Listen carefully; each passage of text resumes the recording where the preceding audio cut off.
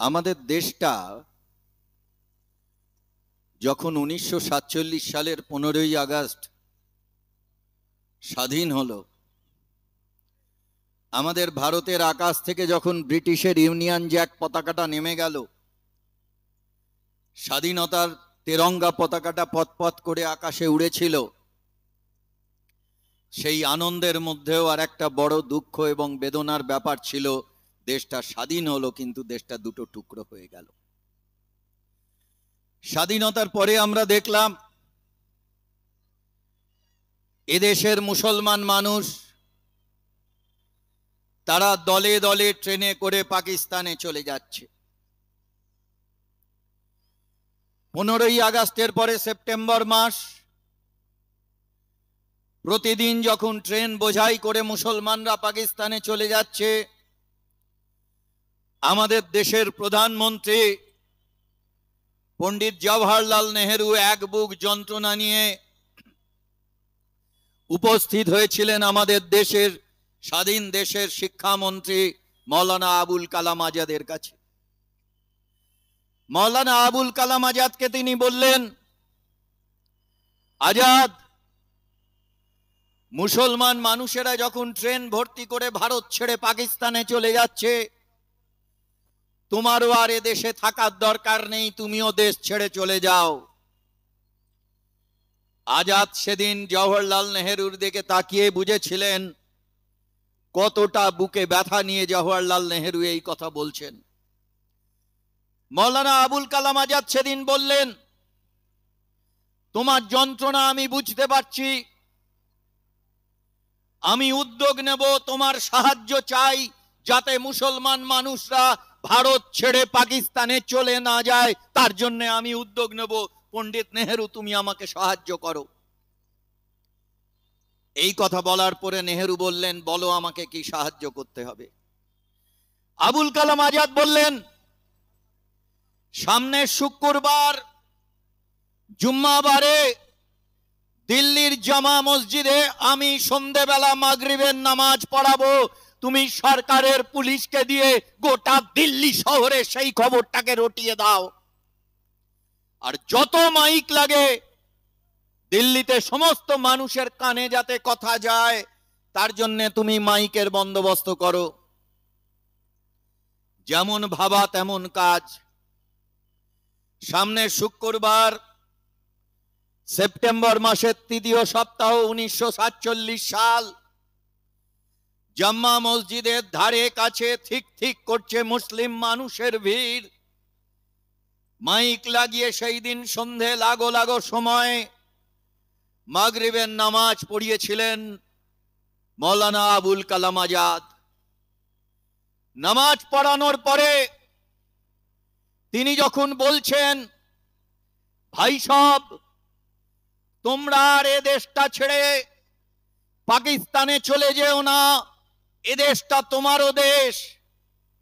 সেই সময় দাঁড়িয়ে যে মুসলমান মানুষরা হাজারে হাজারে লাখে লাখে জমায়েত হয়েছিল, তাদের মধ্যে একটা অংশ চিৎকার করে বলে উঠল, এ দেশটা এখন আর আমাদের দেশ নয়, এ দেশটা এখন দারুল হার্ব, আমাদের শত্রুর দেশ। এই কথা সেদিন বলা হয়েছিল একটা বড় অংশের জনগণের মধ্য থেকে। মাইকের সামনে দাঁড়িয়ে, আজ আমি যেমন মাইকের সামনে দাঁড়িয়ে আছি, সেই দিন মাইকের সামনে দাঁড়িয়ে মৌলানা আবুল কালাম আজাদ আর্তনাদ করে বলেছিলেন, ওই ভুল করো না, এই দেশটা দারুল ইসলাম, ইসলামের বন্ধুর দেশ, এই দেশটা যতটা হিন্দুর ততটাই মুসলমানের। এই কথা সেই দিন সোচ্চারে ঘোষিত হয়েছিল। ভারতবর্ষের আকাশ বাতাসকে মুখরিত করে কথাটা যেন আমরা এক মুহূর্তের জন্য ভুলে না যাই। আমাদের শিক্ষার আকাশে একদিকে যেমন জল জল করেন রবীন্দ্রনাথ, পাশাপাশি থাকেন কাজী নজরুল ইসলাম। আমাদের কাব্যের ইতিহাসে একদিকে যেমন জল জল করেন জীবনানন্দ দাশ, পাশে তার উজ্জ্বল উপস্থিতি কবি জসিম উদ্দিনের। আমাদের সাহিত্যের ইতিহাসে একদিকে যেমন সুনীল গঙ্গোপাধ্যায়, পাশে সৈয়দ মুজতবা আলী। আমাদের চিত্রকলার ইতিহাসে একদিকে যেমন নন্দলাল বোস, পাশে উপস্থিত থাকেন মকবুল ফিদা হোসেন। আমাদের গানের ইতিহাসে একদিকে যেমন কিশোর কুমার, পাশে উজ্জ্বল উপস্থিতি থাকে মোহাম্মদ রফির। এই দেশটা যতটা হিন্দুর ততটা মুসলমানের, এই কথাটা আমাদের প্রত্যেকের হৃদয়ে সোনার অক্ষরে লিখে রাখতে হবে। আমরা দেখলাম ওয়াকফ নিয়ে আজকে আলোচনা, আমি আর ওয়াকফের মধ্যে বেশি যাব না, নওশাদ ভাই বলবেন। আমরা দেখলাম এই ওয়াকফ বিল 1995 সালের যা ছিল, তার মধ্যে দিয়ে গোটা দেশে হিন্দু মুসলমান সবাই শান্তিতে ছিল। কেন নরেন্দ্র মোদীরা আবার ওয়াকফ বিলকে সংশোধন করলেন? তার কারণ ওরা চায় ভারতবর্ষের 20,54,00,000 মুসলমানকে যদি ওয়াকফের ভিত্তিতে এক জায়গায় এনে দিতে পারি, আর সেই জুজু দেখিয়ে ভারতের 100 কোটি হিন্দুকে আর এক জায়গায় আনবো, আর তার মধ্যে দিয়ে আমরা ভোটের ফায়দা লুটবো, এই চক্রান্তের মুখোশ নরেন্দ্র মোদী, বিজেপি, আরএসএস এর টেনে ছিঁড়ে খুলে দিতে হবে। সেই শপথ নেওয়ার আহ্বান আমি এই অঞ্চলের সমস্ত মানুষকে জানাচ্ছি।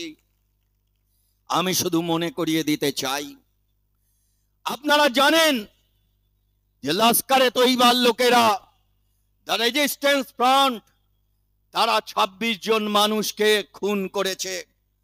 কিন্তু যে কথাটা আমরা বলতে ভুলে যাই, এই 26 জনের মধ্যে 24 জন হিন্দু, একজন মুসলমান আর একজন খ্রিস্টান, ওরা 26 জন মানুষকে খুন করেছে।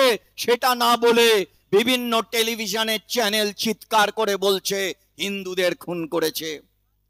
আমরা যে কথা বলতে চাই, যখন লস্করে তৈবা ইসলাম ধর্মের নাম করে সন্ত্রাসবাদ করে, মানুষ খুন করে, তাদের যেমন আমরা দেখেছি, তেমনি আমরা দেখেছি আরএসএস কে, হিন্দুত্ববাদী সংগঠনকে, যারা গুজরাটের মাটিতে মায়ের পেটে বাচ্চা, সেই অন্তঃসত্ত্বা মাকে মায়ের পেটে ত্রিশূল গুঁজে দিয়ে মা এবং শিশু দুজনকেই হত্যা করেছিল।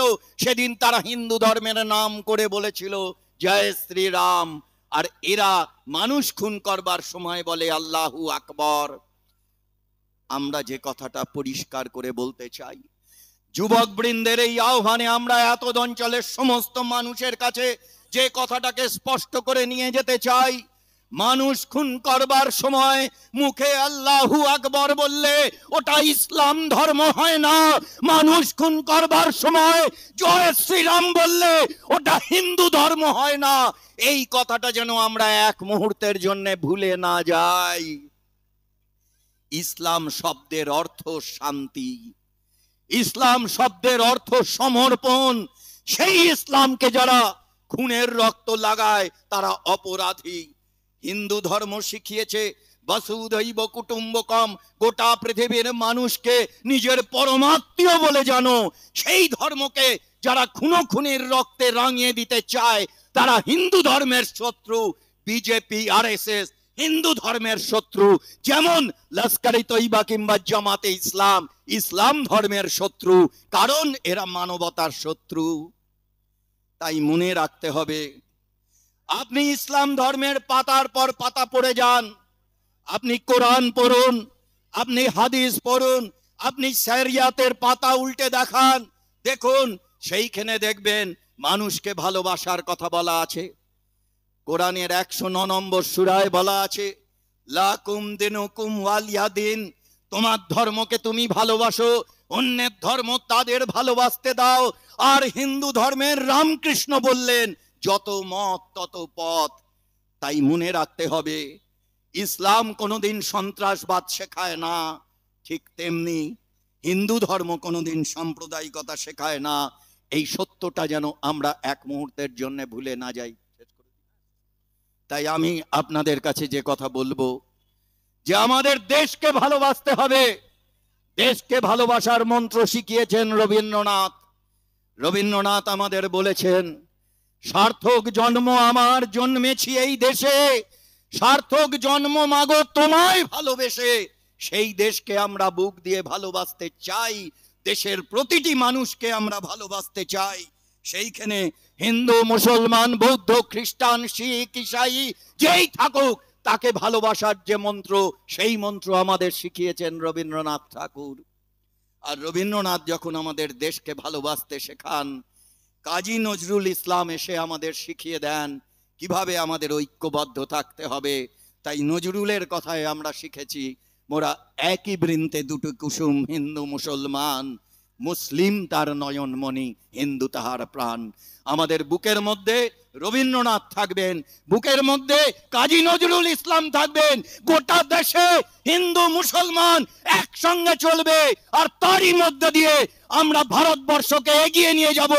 মোদীদের মুখের ওপর জবাব দিয়ে, মমতাদের মুখের ওপর জবাব দিয়ে ধর্ম নিয়ে রাজনীতি করতে দেব না। ধর্ম যার যার, দেশ সবার, এই আহ্বান নিয়েই আমরা এখান থেকে ফিরবো। আপনাদের সকলকে ধন্যবাদ, নমস্কার, আদাব। শান্ত কিশোরকে দিয়ে ভোট লুট করেছেন, মানুষ পাহারা দেবে, আমার মায়েরা পাহারা দেবে। মাননীয় মুখ্যমন্ত্রী, আপনি আমার মায়েদের ইজ্জত আপনি 500 টাকা 1000 টাকা দিয়ে কিনতে পারেননি। আগামী বিধানসভা নির্বাচন আপনি হয়তো 2000-2500 টাকা করবেন, কিন্তু মুখ্যমন্ত্রী আপনি বুঝে গেছেন যে আমার তিলোত্তমা বোন, আরজি করে আপনি পুলিশ মন্ত্রী, আরজি করে একটা সরকারি হাসপাতাল, যে হাসপাতালে আমার বাংলার মানুষকে চিকিৎসা নিয়ে যেতে হয়, আমার তিলোত্তমা বোনকে সেখানে রেপ হতে হলো, তার শরীরে 113টা কামড়ের দাগ।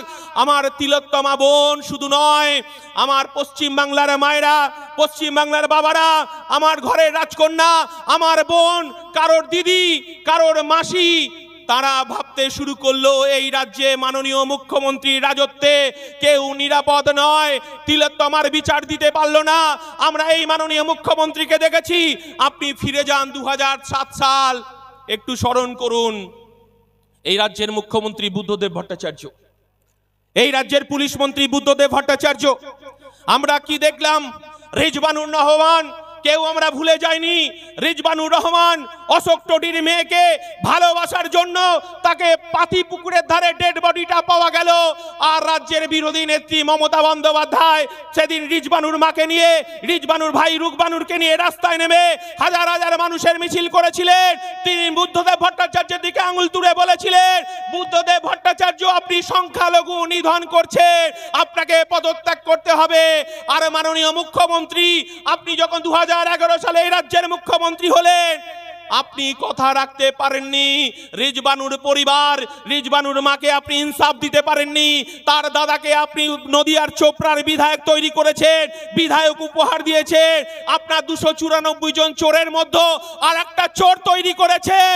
আর মাননীয় মুখ্যমন্ত্রী, এই বাংলার মানুষ আপনাকে জানতে চাইছে যে আমার আনিস ভাইকে খুন করলেন, আপনি একটা আনিসকে খুন করেছেন, হাজার হাজার আনিস জন্ম নিয়েছে। আপনি আমার হাঁসখালির যে বোনটাকে রেপ করালেন, তার সারা শরীরে রক্ত রক্তে ভেসে গেল। আমরা দেখলাম তাকে জোর করে তৃণমূলের নেতারা তাকে পুড়িয়ে ফেললো, তার বাড়িতে ব্রাহ্মণের সৎকাত পর্যন্ত করতে দেয়নি। আমরা গর্বিত এই কারণেই, আমার দলের বিধায়ক, আমার দলের চেয়ারম্যান নওশাদ সিদ্দিকী, তিনি ছুটে গেলেন। তিনি ছুটে গিয়ে সেই হাঁসখালি বোনের পরিবারের পাশে দাঁড়িয়ে তিনি ব্রাহ্মণ ডেকে নিয়ে এসে তার সৎকাত করলেন। এটাই ইন্ডিয়ান সেকুলার ভোট, এটাই নওশাদ সিদ্দিকী, এটাই আমরা বলতে চাইছি সম্প্রীতি। আমরা কোনো মতে এই সম্প্রীতিকে নষ্ট করতে দেব না। আমরা এই কথাটা বলতে চাইছি। আবার নতুন করে আমাদের উন্মাদনা তৈরি হয়েছে। কোন মুসলমানকে দেখলেই আবার আমাদের রে করে জয় শ্রীরাম বলে তাকে মারধর করা হচ্ছে, আবার জয় বাংলা বলে তাদেরকে ঘেরোয়া করা হচ্ছে। আমরা বলতে চাইছি 1992 সালে ফিরে যান। আমার অনেক চাচারা আছেন, কাকারা আছেন, তারা জানেন 1992 সাল, সেদিন আমাদের রাজ্যের মুখ্যমন্ত্রী ছিলেন জ্যোতি বসু। তার নামটা করতেই হয়। তিনি সেদিন এই বিজেপিকে অসভ্য বর্বরের দল বলেছিলেন। আমরা দেখলাম সারা ভারতবর্ষে 1992 সালে বাবরি মসজিদ ধ্বংস করা হলো। ভারতবর্ষের সংস্কৃতি, ভারতবর্ষের ঐতিহ্য, ভারতবর্ষের যে সম্প্রীতি, সেই সম্প্রীতিকে ভেঙে ফেলা হলো। অটল বিহারী বাজপেয়ী, লালকৃষ্ণ আদবানি, অশোক সিংহল, মোহন ভাগবত তার নেতৃত্ব দিলেন। আমরা দেখলাম সারা ভারতবর্ষের ধর্মনিরপেক্ষতা, সারা ভারতবর্ষের ঐতিহ্য, সারা ভারতবর্ষের কৃষ্টি সংস্কৃতি ভেঙে চুরমার হয়ে গেল। উত্তরপ্রদেশ জ্বলছে, বিহার জ্বলছে, পাঞ্জাব জ্বলছে, গুজরাট জ্বলছে, ত্রিপুরা জ্বলছে, তামিলনাড়ু জ্বলছে। আমরা দেখলাম সারা ভারতবর্ষে আগুন জ্বলছে। সেদিনকে আমার বাড়িতে আমার মা সেদিনকে আমাদেরকে বললেন, আমার বাবা বাড়ি যখন বাবা ফিরে আসলেন তখন আমার বাবা আমার মা বাবাকে বলছেন যে ঘরের লাইটটা বন্ধ করে দিতে হবে, কারণ আবার উত্তরপ্রদেশ জ্বলছে, সারা ভারতবর্ষ জ্বলছে। আবার হয়তো আমার পাড়াতে আমার গ্রামে হিন্দু মুসলমানের মারপিট শুরু হবে, আবার আগুন জ্বালাজ্বলি শুরু হবে। তখন আমার বাবা আমার মাকে আশ্বস্ত করে বললেন, বাঘের বাচ্চাটা ঢুকে পড়েছে, আর কি বলা যায়। বাংলার এ প্রান্ত থেকে ও প্রান্ত দৌড়ে বেড়াচ্ছে গরিব মানুষের অধিকার, পিছিয়ে পড়া মানুষের অধিকার, সংখ্যালঘু মানুষের অধিকার রক্ষার লড়াইয়ে। আমরা বলেছি আমরা এক বুক রক্ত দেব, গরিব মানুষের অধিকার থেকে আমরা সরে দাঁড়াবো না। রাস্তাই আমাদের একমাত্র রাস্তা, গণতন্ত্র রক্ষার জন্য, ধর্মনিরপেক্ষতা, সংবিধান রক্ষার জন্য এই লড়াই আমাদেরকে চলবে। যে কথাটা বলছিলাম যে 1992 সালে সেদিনকে বাবরি মসজিদের ঘটনা, সেদিনকে আমরা ছোট ছিলাম, 2-3-তে পড়ি। আমার মা সেদিন প্রচন্ড ভয় পাচ্ছিল যে রেডিওর বার্তা আমার দাদু শুনছে সারা ভারতবর্ষে আগুন জ্বলছে। তখন আমার মা বলছে বাবাকে যে তুমি তাড়াতাড়ি বাড়ি ফিরে এসো, বাড়ির লাইটগুলো বন্ধ করে দিতে হবে। আমার বাবা আমার মাকে আশ্বস্ত করে বলল আমি পাশের গ্রামে যাচ্ছি, পাশের গ্রামে আমার চাচাদের সঙ্গে আমার চাচিদের সঙ্গে আমি একটু দেখা করে আসি। সেদিন আমার বাবা পাশের গ্রামে আমার চাচাদের সঙ্গে আলোচনা করে আসলেন, চাচিদের সঙ্গে আলোচনা করে আসলেন। আর রাত্রি 10টার সময় আমার বাবা ফিরে বললেন সমস্ত লাইট জ্বালিয়ে দাও, আমরা মিটিং করে এসেছি। আমার ও পাড়ার আমার চাচারা মাথায় টুপি পরে, আমার বোরকা পরা চাচিরা, আমার কাকিমারা, আমার বাবারা, রাতের অন্ধকারে আমরা হাতে হাত রেখে মসজিদ পাহারা দেব, আমরা হাতে হাত রেখে আমরা মন্দির পাহারা দেব। সেদিন আমরা পশ্চিম বাংলায় একটা সাম্প্রদায়িক দাঙ্গা হতে দেখিনি। আমরা বলতে চাইছি মাননীয় মুখ্যমন্ত্রী 2011 সালের পর বারবার বসিরহাটে আগুন জ্বলেছে, সাম্প্রদায়িক দাঙ্গা, বসিরহাটে আগুন জ্বলেছে। আপনাকে তো এই বাংলার মানুষ, বাংলা সংখ্যালঘু মানুষ আপনাকে ত্রাতা হিসেবে দেখে, তারপরেও আপনি দাঙ্গা লাগিয়েছেন। আমরা ইন্ডিয়ান সেকুলার ফ্রন্ট বলতে চাইছি আজকে যারা আপনারা আছেন আপনাদেরকে দুধেল গাই বলেছেন, আপনাদেরকে আর একবার বলে দিতে চাই যে মমতা বন্দ্যোপাধ্যায় যদি কোনো অপরাধ থাকে, এই পশ্চিম বাংলায় বিজেপিকে ডেকে নিয়ে এসে পদ্ম ফুলের চাষ করা হয়েছে। মমতা বন্দ্যোপাধ্যায় আপনি বিজেপির দালাল দালাল দালাল, এটা ইন্ডিয়ান সেকুলার ফ্রন্ট বলছে। 2026 আমাদেরকে বুঝে নিতে হবে। আমরা বলিনি, আমার দলের চেয়ারম্যান নওশাদ সিদ্দিকী বলেনি, আমার দলের পৃষ্ঠপোষক আব্বাস সিদ্দিকী বলেনি, ওদের দলের সেকেন্ড ইন কমান্ড ছিলেন প্রয়াত মুকুল রায়। তিনি বলে গেছেন যাহাই বিজেপি তাহাই তৃণমূল, যাহাই তৃণমূল তাহাই বিজেপি। আমরা বলিনি তৃণমূল শুনে রাখো, বাদুরিয়াকে আর লুটতে দেব না। 100 দিনের কাজের টাকা লুট হয়েছে, প্রধানমন্ত্রী আবাস যোজনার টাকা লুট হয়েছে এবং ত্রিপল পর্যন্ত লুট করেছে এই বাদুরিয়া তৃণমূলের নেতারা। আমাদের কর্মীরা জোট বাঁধবে, পাড়ায় পাড়ায় আমাদের জোট হবে।